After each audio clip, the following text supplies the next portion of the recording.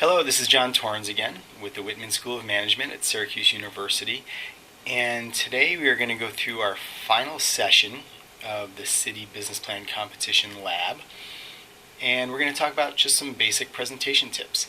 We've been doing this for quite a while in terms of on-campus business plan competitions, and EBV's had a business plan competition now for a couple of years, so we've seen hundreds if not thousands of business plan presentations. And just from watching how they go and who succeeds and who falls a little bit short, we've just got a few things that we've noticed that could help you prepare. So the main takeaway for today is we're going to talk about the top 5 mistakes to avoid. I could go through a list of things that you definitely should do, but that's pretty long. And at this point, you've all done quite a bit of work. The plan itself should be up to snuff, right? The rigor that you've put in has been pretty high. So in general, we're usually not worried about the quality of the plan at this point. Usually where you shine is in the actual presentation. So the judges are generally told to look for the quality of the plan itself. But I can tell you from experience that even a marginal plan with an amazing presentation will still have a tendency to rise to the top. A great plan with a great presentation is usually in pretty good shape. A poor plan, even with a great presentation, still won't really work, but the presentation is sometimes just the icing on the cake, and that's what puts you over the edge. So I figured I'd talk a little bit about that. So there's 5 basic things. One is just talking too fast, and we'll go over a little bit of that in some future slides. Lack of practice, relying too heavily on your slides, which is a big one that we'll talk about.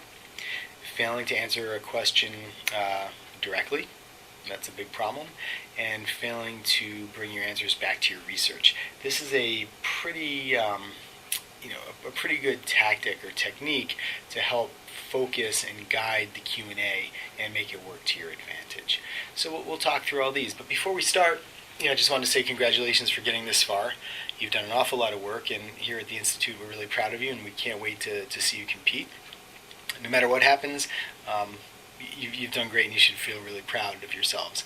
And regardless of winning any money at the competition, hopefully you feel like you're in the place where you can either raise some outside capital or just bootstrap and start the thing on your own. And that's really exciting to watch. So, and just real quickly, in terms of the structure of the presentations, you've got 15 minutes to present, followed by 5 minutes of Q&A. So even though 5 minutes doesn't feel like a long time, or it doesn't seem like a long time, it certainly can feel like a long time, depending on how it goes. And we'll talk a little bit about how you can manage that. All right, so talking too fast, and this is something that I struggle with myself. I talk pretty quickly, and my students often ask me to slow down, and I catch myself doing this. It's not normally a big deal. The only problem is that when you talk really fast, it can sometimes decrease your credibility. It sounds like you're fast talking. It's often due to nerves. So if you just take a couple of deep breaths before you start and engage in some positive imagery, just kind of slow the whole breathing rate and your pulse down and think in very deliberate terms about what you're going to say, then you're usually okay. And the key to calming your nerves down is just to remember that everyone involved in helping you along the way here and in watching and in judging is really rooting for you. Everybody wants to see you do well. So it's not an adversarial environment at all. It's very natural to be nervous. But if you just kind of calm down, view some positive images in your mind, then hopefully you'll be okay. So you want to do things that increase your credibility, not decrease them. And sometimes talking too fast, like the last 10 seconds of a pharmaceutical ad or something, can decrease your credibility. Lack of practice. So because we've worked on this for so long and we know the concept really well, a lot of times we think we can just wing it or not really practice based on our slides. So you spend all this time doing the business plan, you put all the time into your slide deck, and then, some people just think you can go up there and do it. And it's very different to try to explain what's going on in slides if you haven't really seen them or gone through them that much. So since you only have 15 minutes, one of the things you want to make sure you do is time it so you get the salient features out in time and you're not rushing through the rest of it and talking too fast and the things we talked about in the last slide.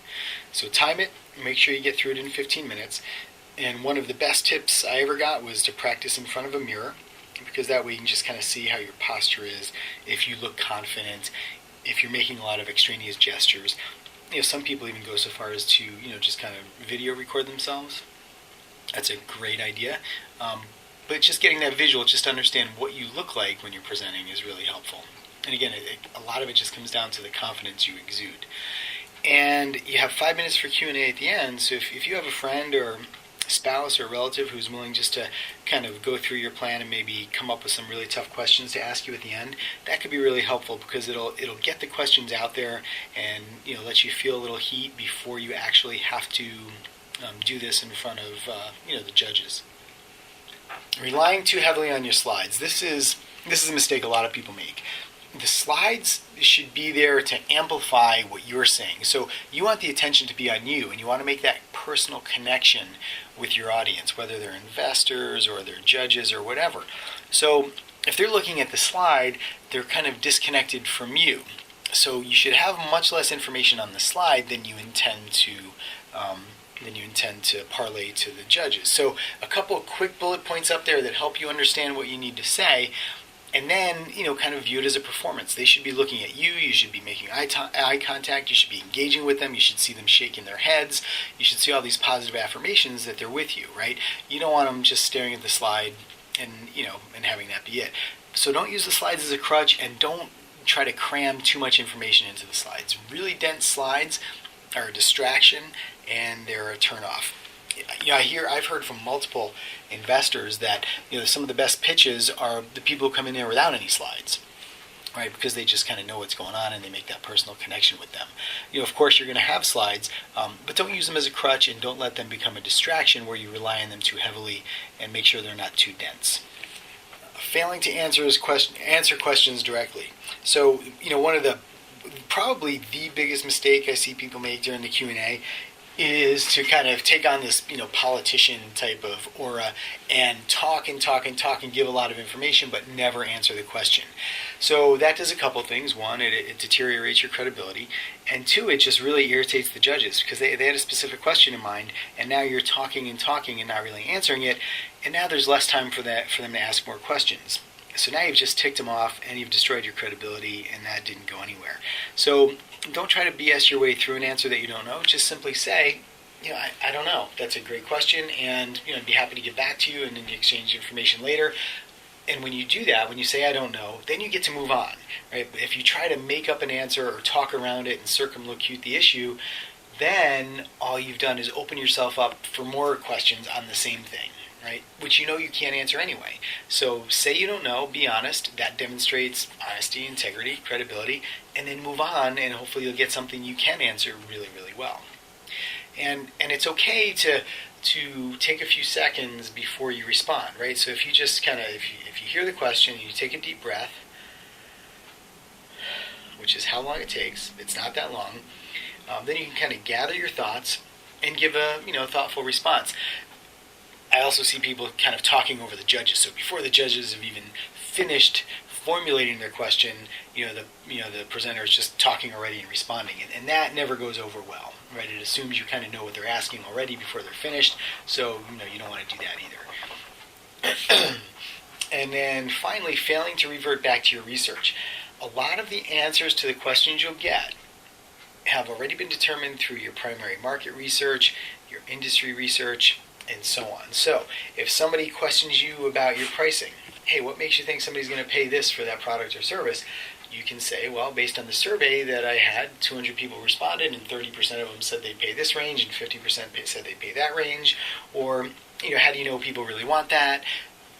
Talk about your validation. Talk about all the things you've done. So whenever you possibly can, bring it back to the quality and the depth and the extent of your research. And again, that builds your credibility. It puts the response squarely in a place where you are able to answer the question based on something you've done. And that's a very confident place to be speaking from.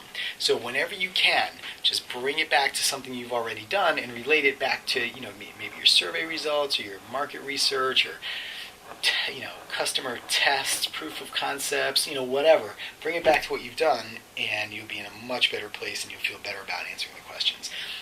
because a lot of times in the presentation you'll talk about all the things you've done already, but that's the first time they're hearing it, so they may not have really processed it. They may be writing down a question while you're explaining something. So kind of going back through it and emphasizing it in the Q&A is perfectly legitimate, and it gives you credit for all the stuff you've already done. So those are the 5 tips of things to avoid. And I hope you've gotten something out of these lab sessions. And I just want to say once again, how really proud we are of everybody for going through this process and starting your companies and looking to raise money through business plan competitions. And you are exactly why we do this. We're really proud of you, and we're really looking forward to seeing you in January. So good luck, and I just know you'll be great.